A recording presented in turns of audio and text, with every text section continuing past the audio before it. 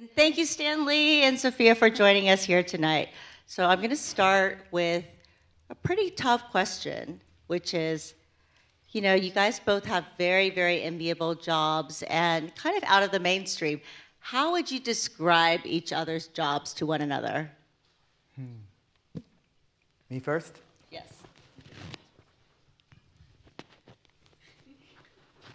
Excuse me. Well, from what I know of Sophia and Po Wing, her family brings everyday health with strong cultural traditions to the community of Chinatown, and they make it very accessible, which is very important in health. That's wonderful. That is exactly what you do, right, Sophia? What would you say to that? Absolutely. Just to add on that, I think there's so much tradition in what we do, and we try to hold our traditions and values true to what we do.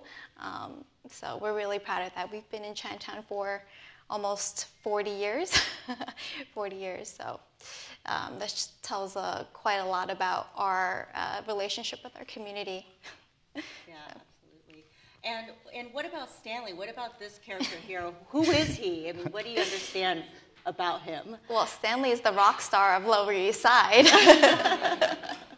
He really bridges the gap between Eastern medicine and Western medicine, and I just think it's so admirable what he does and try to get the Eastern culture aspect part of into everyday life, and to introduce that to some of his Western customers. I think it's very admirable what you do. Thank you. Well, we're here to talk about the Eastern modalities of wellness and beauty. So why don't we start with how you both first were introduced to Eastern medicine, be it traditional Chinese medicine, TCM, or Ayurveda? Sophia, do you want to start? I think I've been introduced to it since before birth. My family, we're from the Canton area, and we're very vested in our Chinese soups. And for those of you who've grown up in Cantonese families, or we generally like to pair every meal, dinner especially, with a soup. And so I've been introduced to it my whole life. Whether at dinner time, I mean, even when we're sick, we drink really awful tonics, but at that time I didn't know what it was for. But I think it's just been so ingrained in my life that I don't think I've ever been introduced to it. It's just part of who I am. I think there's definitely a similar aspect with me. My parents emigrated here from Kerala, India, and when they came here, they brought a wealth of cultural traditions in health that are found in a lot of Indian stores you'll find right here in New York. And I think beyond that, I came about when I entered pharmacy school. I lived in the East Village, and I think this whole blend of yoga and vegetarianism just really, I soaked it up, and while I was in pharmacy school, and it was very easy for me to incorporate all of that once I started practicing. So both of you are really entrenched since birth, since before birth, and traditional Asian medicine. But what about, and you both have thriving businesses as well, so you're gaining new customers. How do you market these time-worn, very labor-intensive practices to people that are looking for quick fixes and just, want to take a pill to kind of get on with their lives? Show them how cool it is on Instagram. Yeah. I mean, it takes a lot of time to gather all of these ingredients and to boil a soup every night for dinner. I mean, even though I grew up with practices like that, it's hard to find the time and to teach my children or, the next generation how to follow these same kind of Eastern modalities. What is your secret to inspiring your new customers? Well, It's been tough. I mean, I've been back in the business for almost 10 years, but I found that just recently there's been such a surge of interest in TCM and to eating holistically in general. I think it has a lot to do with I guess now, since I'm actually an American-born Chinese, and so I understand what it's like growing up in in Western society, and how easy it is to adapt to Western culture because that's what you know. But I feel like these past few years, there's been a surge of interest in Asian Americans wanting to identify back to their roots. Mm-hmm. And so eating, besides just the dumplings and the noodles that you know very well and that you can find at any type of restaurant all over the country, I think they want to tap even further, and that just kind of brings it way back to where where our eating really begins, which is eating yin yang, creating balance for your body, and so that has to do with eating for the seasons and eating for and all of that. And Stanley can attest to that. But I feel like these past few years, this whole interest has really been easier for me to really introduce herbs and things that we already sell.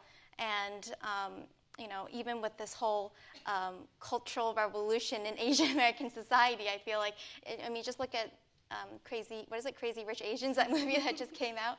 Everybody wants to identify with that again, and I feel like it's been so easy for me to just welcome these new customers into my store and just introducing a few products, and they just embrace it. No, that's amazing. And, before we hear Stanley's response, I just want to ask you as well. I mean, you run a business that you not only inherited from your parents, but you still work alongside in this family business.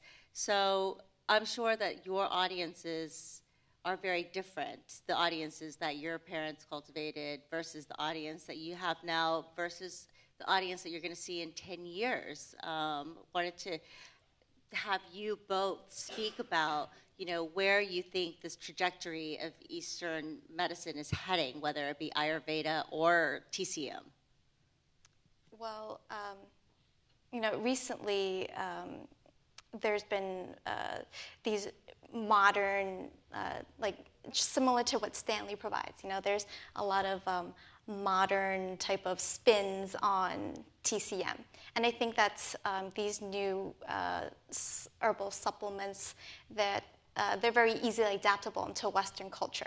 And so whereas in the past, my customer base was generally old Chinese ladies, I feel like nowadays it's easy for us to take TCM in pill forms. And I hope that in 10 years that more people will be apt to want to not only try dietary supplements, but also the traditional medicines as well. Yeah. And Stanley? Those were two questions. Yes, you can attack them both. But. Sure. I think we try to reach our people through experience and presentation, and making that seem fun, making it seem elegant, right? And making it taste great, and above all, feel great. I think people, when they walk into the bar at Stanley's, everyone always, I try to tune in and see what people are feeling, and when they reveal so, I've always got something for it. And usually the response is very positive, and people can feel the difference right away. And so it's a lot about making it fun and making it taste great and feel great. So who are your customers? Are they practitioners of Ayurvedic medicine, or are they people who want to go to a bar and feel great while doing so? All kinds of people walk in there. I think my favorite are the ones who just walk in expecting a regular pharmacy. I have the most fun with them because then it's a whole new world of discovery for them. and they always get something that they didn't expect, but were always great to receive. Right. Well, you know, there's all of these words that are tossed around today for wellness, you know, adaptogens or functional medicine, functional foods, intelligent supplements. Um, do you think that's called cultural appropriation, or how does that kind of infringe on your territories as you elevate and modernize your worlds? That's a tough question, actually. Well, I actually don't think so. It's not cultural appropriation at all. Adaptogens such as ginseng, for example. I mean, it's very widely used in American products, actually, and energy drinks. And I think we should embrace that. There's nothing wrong with wanting to take from our culture and sharing it with the world. I don't see anything wrong with that. Yeah, I think we're just starting to hit that point where it is becoming a critical mass for our culture. And so when we do see things like that happen in everyday lingo and people wanting to use it more, I think it's great. We've seen it happen with yoga in the last 20 years, and what's happened in Western culture has really brought that on and made it its own. When you visit a yoga studio here in New York, it's like a beast of its own, which is amazing. I love it. So the fact that that's happening, I can't wait to see what happens in the next 10 years with things like Chinese medicine and adaptogens. Exactly. And, you know, I'm curious, right? When I was born, my mother took TCM because it was needed for fertility and then for rest after childbirth. And there's traditional uses for TCM and Ayurveda. But what are the ailments that people come to you for these days? Is it stress? Is it insomnia? Is it what are people needing in terms of healing nutrients? Well, something that I have experienced firsthand was wanting to eat for pregnancy. Actually, when you came and you filmed that Lucky Chow episode, I was 4 months pregnant. Yeah. Congratulations. Thank you. You look amazing. I didn't even know that you had a child since then. Congratulations. Yeah, she's 5 months now and very happy, healthy, but yep. Yeah. Thank you. Po Wing, everybody. It's in Chinatown on Elizabeth Street. That's where you need to go to look like Sophia.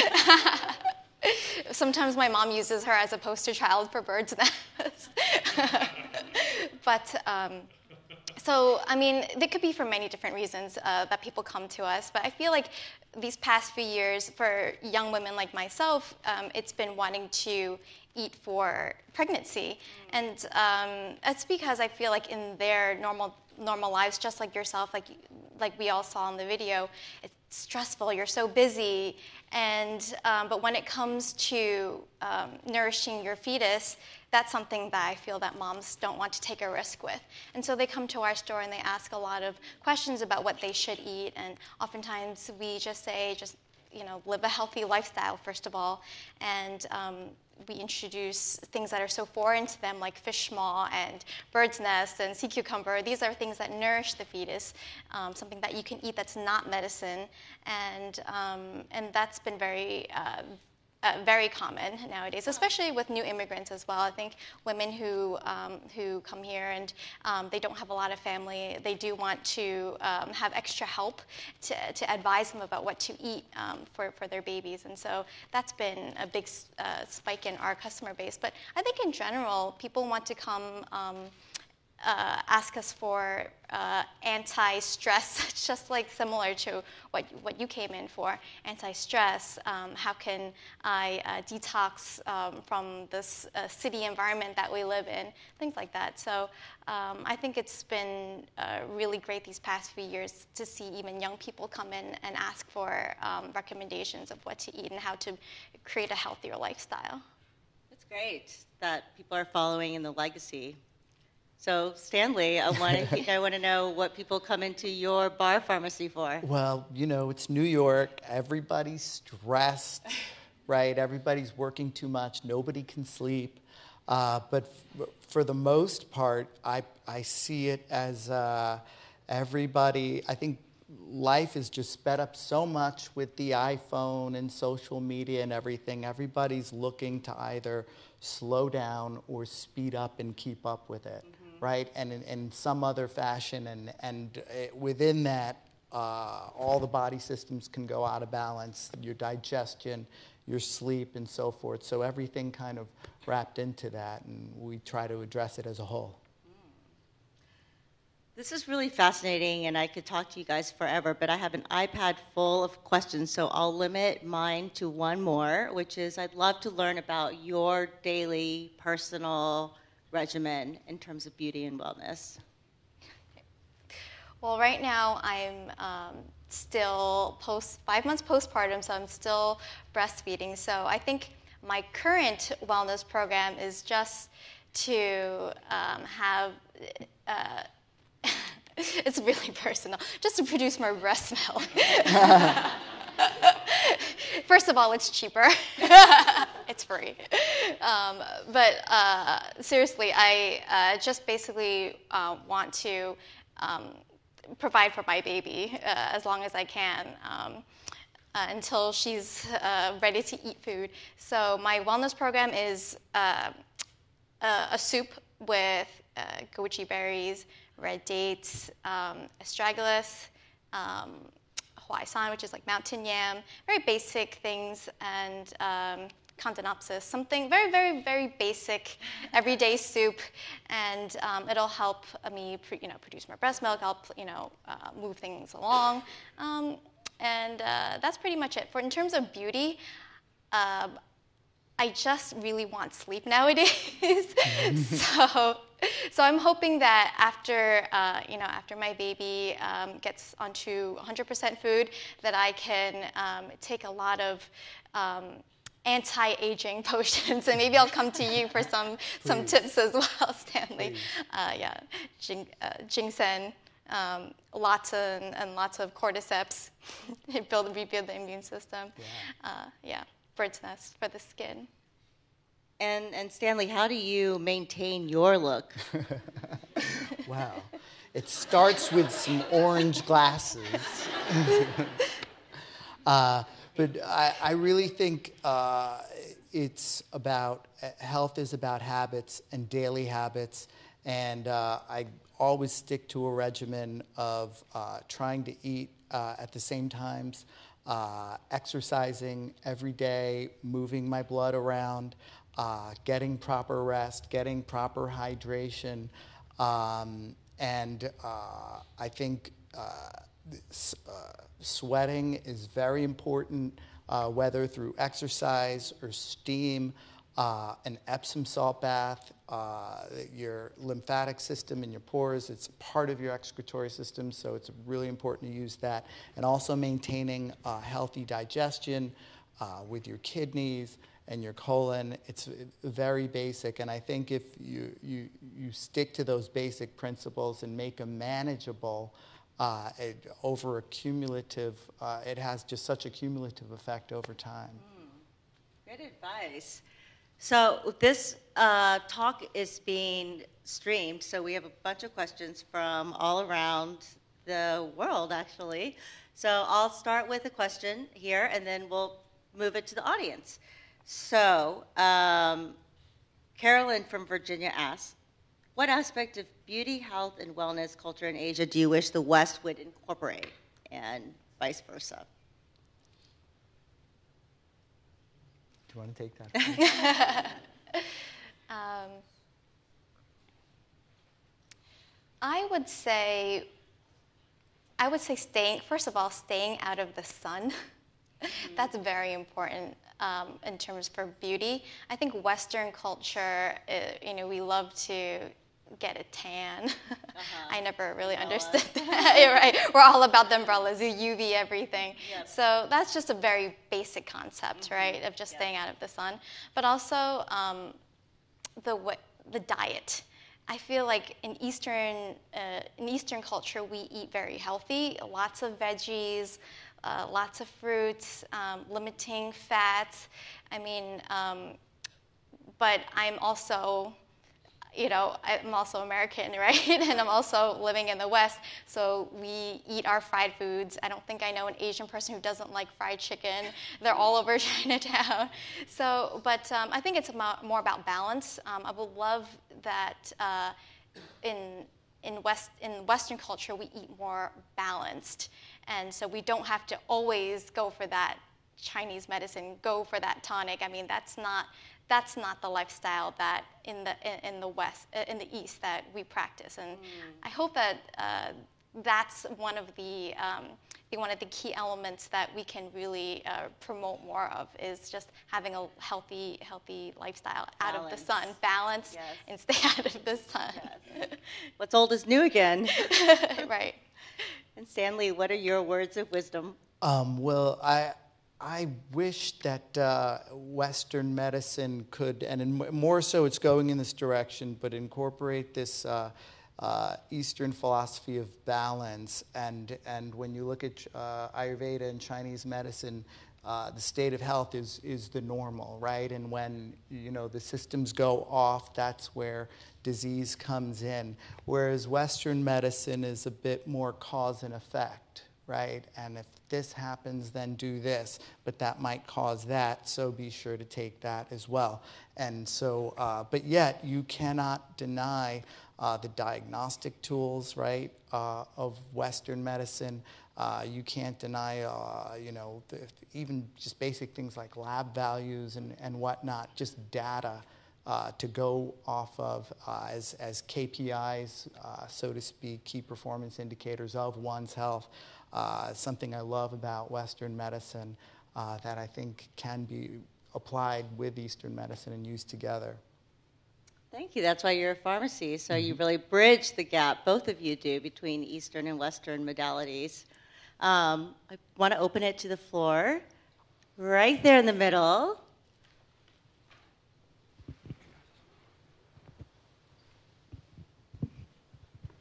Hi, thank you for the presentation and also the talk. I just had a question about when it comes to Western medicine, there's this idea of there's an active ingredient and it's isolated and we know exactly what it's treating. But in terms of Eastern medicine, when you're talking about adaptogens and herbs as a whole, it's a complex system, right? So it works in very different ways for different individuals. So how does the general public actually get informed about exactly what these herbs do for different bodies and different systems? I'm glad. It's a great question. So I think when you look at that question, you've got to look at the origins of Western medicine and the origins of Eastern medicine. And Western medicine, when you look through the age of reason, so to speak, in the development of the scientific method, and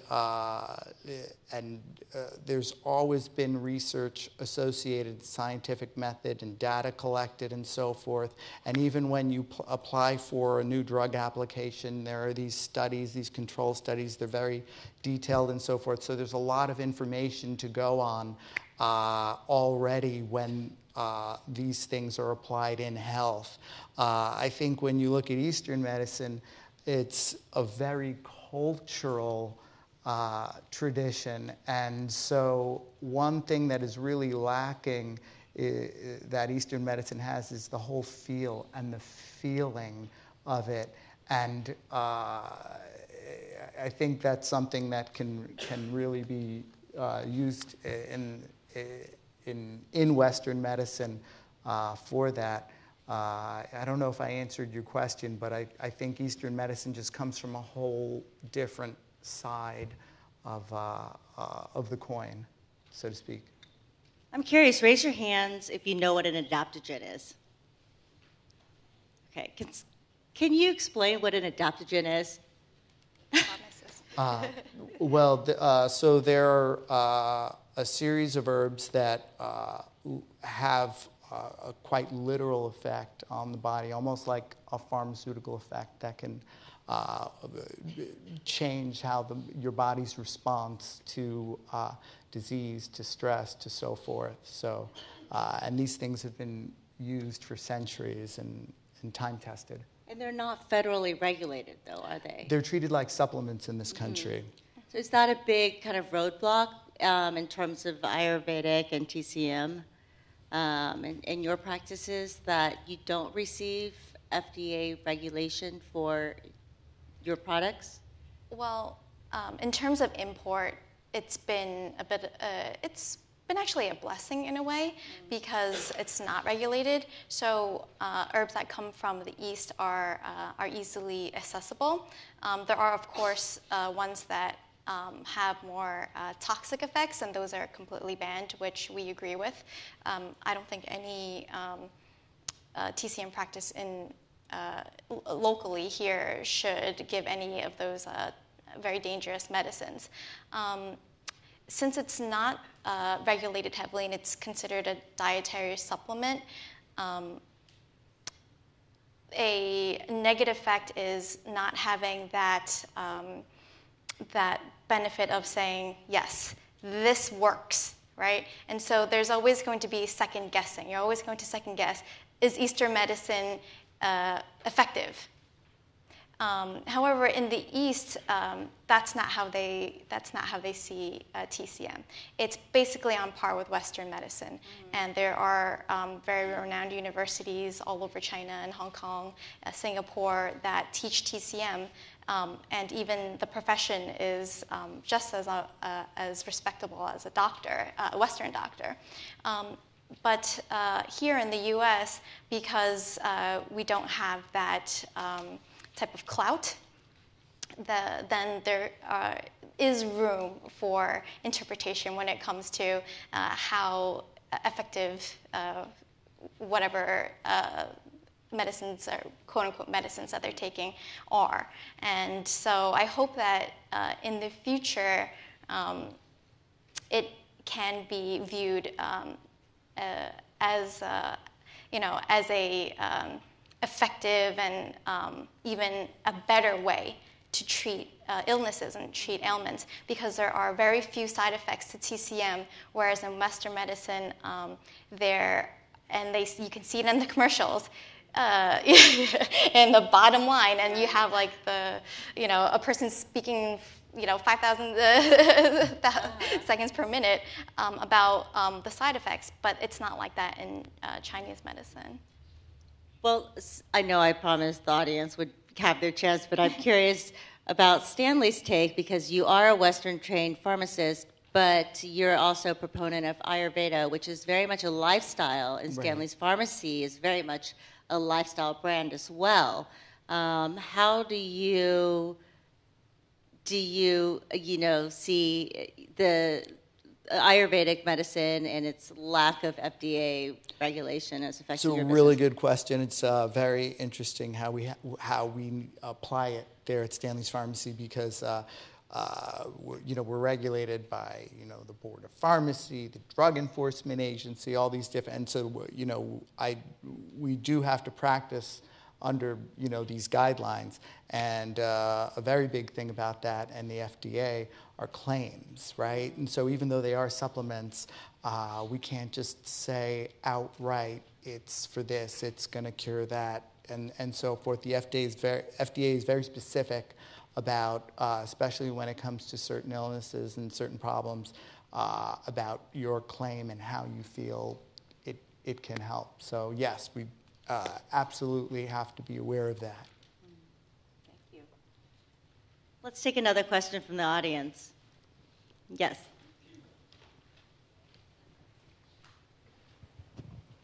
Can you hear me? Yeah. I am 75, and my mother's going to be 99 on Sunday. Great. I'm a tough motherfucking Jew. and I'm a breast cancer survivor. God bless you. I've been managing prediabetes for 5 years without medication, and I wonder, and I changed my diet completely when I was diagnosed with breast cancer and changed my diet completely when I was diagnosed with prediabetes. So what I'm wondering is, to what extent are you getting people, your customers, your patients, your clients coming in with issues about cancer, because cancer was alluded to in the film, and especially diabetes, which is very much on the rise, people of all ages? Absolutely. So diabetes is a very big part of my practice, and community pharmacists all around the country are very involved in being a part of somebody's health team who's diabetic. I think where I try to bring all these principles into somebody like that who has a serious problem, whether it be cancer or something where, or diabetes, is, especially with diabetes, are, again, habits and the principles and managing that, managing their everyday life. And so, especially with medicines that they may take, right, depending on the situation that they have, sometimes you don't need it at first, and you can try lifestyle modification. Sometimes you're too far down the road and you need to, pharmaceuticals to get back on track, right? But then we can also institute lifestyle modifications to help lower the, your drug therapy over time. And that's something I'm really big on. And then there are those that are just, you just got to take the pills every day. There are people who are born with things that are genetic, right? That they inherit. You didn't ask for it. Thanks, mom and dad. And so there are a lot of things that can successfully be managed by pharmaceuticals, and some of these things can, when you introduce lifestyle modification, can help to eliminate drug therapy or greatly lower your dose of it to lower the effect of all the side effects that come along with it. What's your address? 31 Ludlow, at the corner of Hester Street. And Sophia, people, I think, are often shy of TCM because it is so customizable. What would your answer be for her? Well, we do have a lot of customers come in for both. To lower their blood sugar, they ask what they can take. So there's many different types of different herbs that you can just simply brew tea, or there's over-the-counter medicines as well that are formulated for that. But for your question about cancer, we do have a lot of customers who come in to ask, what can I take to prevent cancer, and what can I take maybe after I've had chemo or radiation. So these are very common questions that we've had. And, we're not, I'm not here to promote any products or to promote whatever, but we found that using Lingzhi products, it's like a reishi, I think they call it in Japan, is very helpful into suppressing cancer cells to prevent them from reproducing. And I feel like a lot of the mystery behind cancer is, and the way we treat it is very different between the East and the West. In the East, Western medicine and Western technology such as radiation is used, but it's also used in along with Eastern medicine. So let's say you have radiation treatment, then you will, oftentimes in Asia, they will prescribe something, instead of chemo, something else to prevent those cancer cells from spreading or to coming back. So, this is not my field, and this is not something that, I want to promote. I'm just informing you this is how it's treated in the East. And so when customers come in and they ask me these questions, I can only introduce them to certain products. We don't ever stake claims because that's not what we do. we just give them guidance and to say like this is the practice that's happening, and if you want to, if you choose to believe it and you choose to practice it, here are the products that can help you. But we also, like Stanley said, we promote just a healthy lifestyle, and sometimes it's not it's not eating or taking something. It's actually removing something from your diet. And so, and these are practices that we as Asians have, I guess, is kind of ingrained in us, and something that we just practice without knowing. But just to answer your question about cancer, there are some things that we can introduce to help with that. Well, switching gears a little bit, Jessica from Twitter really wants to know, what advice would you give young Asian Americans looking to build their own health and wellness brand? Maybe Stanley can take that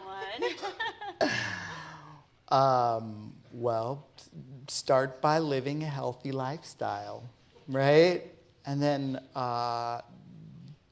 become enthusiastic and get others around you enthusiastic about it. And then capture it all on social media and get as many likes as you can. What's your Instagram handle?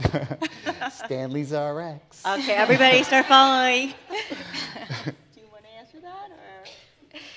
No, I think you just have to be fully vested in what you're doing and love what you're doing. Sure. Yeah. We'll take more questions from the audience. Yes.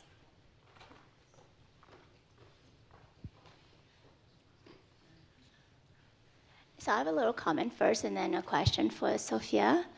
Actually, I love being the sun, so I don't care about beauty all that much. However, I'm turning 50 years old. Wow. And I was always in the sun because I'm from Southeast Asia, and we grew up without mirrors. So my dad was like, you don't need a mirror, you just need to go outside in the sun, play in the sun, and you'll be beautiful all your life. And for turning almost 50, I don't have a wrinkle, so I would have to say that, thank you.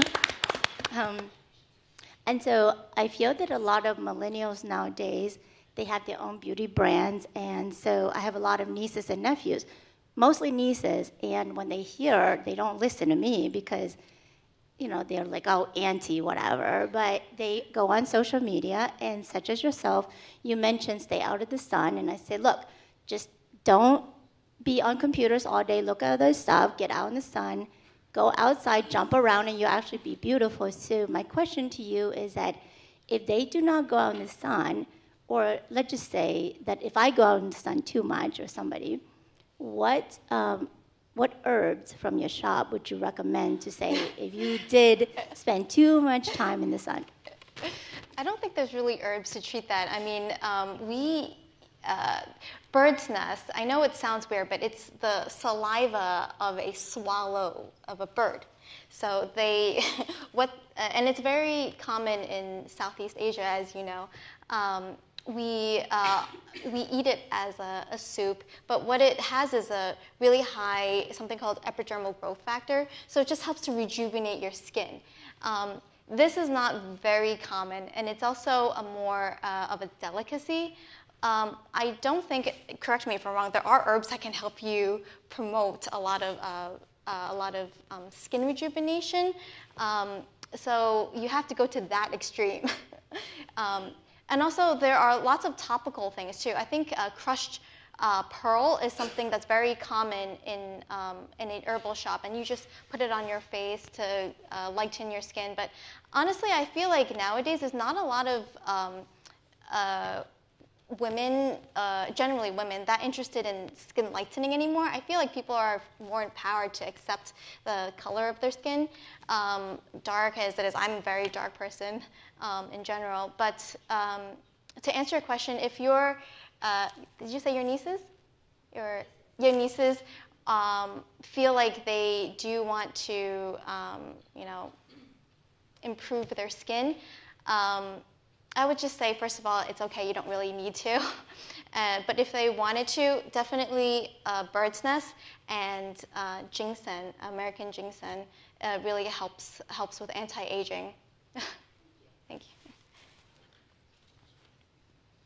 Yes. Oh, how long, so these tonics, how long do you have to take them in order for them to work? Can you take them, like if it's, like do you have to make it part of your everyday? Or if you have a symptom, you can take it like NyQuil or, you know, like Sudafed. Does it work instantly? No, definitely. It's not magic. I mean, if you eat a salad, are you going to lose 15 pounds the next day? In terms of the herbs that you say, so for instance, the reason why I'm asking, I'm going to get personal. So I have high blood pressure and I have high cholesterol. I have a lot of other things, but those are the two big issues. I have major nasal problems too, but I'm currently on Western medicines.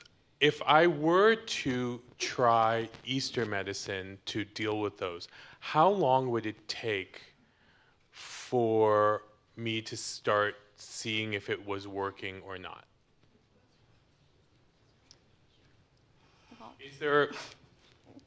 Is there a simple answer? If not, we can talk offline. Well, I would say to first seek a licensed TCM practitioner, because everybody's body makeup is different, you know, and maybe what you see as all these symptoms that you have, it may be a result of something else. So you really have to get a proper diagnosis, you know, and also just having tonics, that may not cure whatever you have. You know, there's other TCM practices like acupuncture that may help you alleviate some of the problems. Your nasal problem is especially acupuncture is very effective for that. So it really depends. I mean, everybody's made up differently. So definitely having you know, a tonic soup for a week may not help you, but it may help someone else. So I would say if you really did want to pursue having a more holistic cure, is to find a really good TCM practitioner and asking them and getting a full diagnosis of what your problems are. And then they can properly give you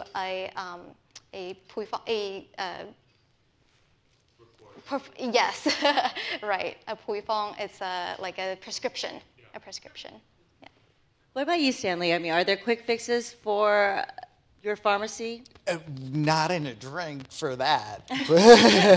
But to tell you the truth, though, if we did work together, excuse me,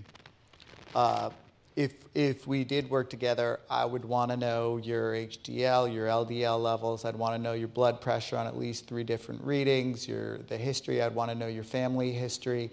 And then I'd want to delve a little bit into, you know, how you wake up in the morning, what you do during the day, what you eat, and how you go to bed. And I do think things like high blood pressure and high cholesterol, lifestyle modifications with some herbal supplements can really help you to lower your dose over time, depending on your unique situation. Can I just ask a follow-up?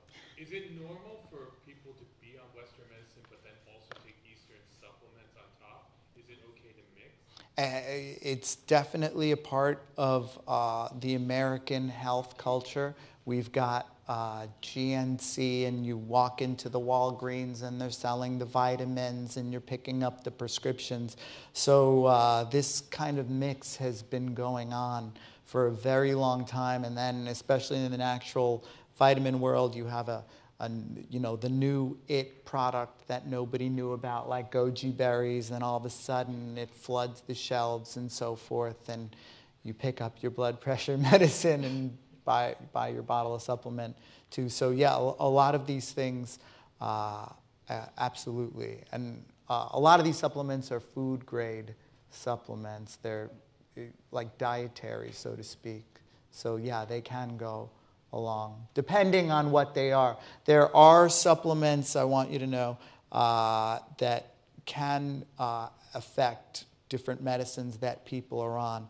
And you should definitely consult your pharmacist or your doctor about that. So, Okay, I think we have time for one more question right here. Hi there, thanks so much for the presentation. I am a military veteran spouse, and I actually do a lot of pro bono work in the military veteran community here in New York City. So PTSD is a really big issue, and I've been a longtime proponent of acupuncture as an additional approach to treating this type of situation. I was just wondering from an herbal remedy standpoint if either or both of you have any recommendation on that. So there are natural remedies to help calm your nerves and your emotions. There are things like California poppy and kava, and now CBD is getting really big. And I know you said herbs, but you did mention PTSD, and because I'm a pharmacist, I do have to bring up drugs. But if somebody in your family or a veteran is been affected by PTSD, there are some amazing breakthrough studies that have happened with ketamine and its use and how it's being used in PTSD on a short basis. So I would advise you to look into that. And Sophia, what about PTSD and depression overall? You know, there's a lot of people who have immigrated from the East that come over here, and it's not what they expect. And so it may not be PTSD, but it's depression in general. And I can't recommend anything or, prescribe anything, first of all. But I would, there are community organizations. I know this has nothing to do with herbs, but there are community organizations or organizations in general that you can reach out to that can really help support you. So I don't think I can answer that question, unfortunately. Well, thank you so much. We are going to move on to the cocktail reception part of the evening. Stanley and Sophia will be there. So we can continue the conversation over some cocktails and snacks. Thank you everybody. all.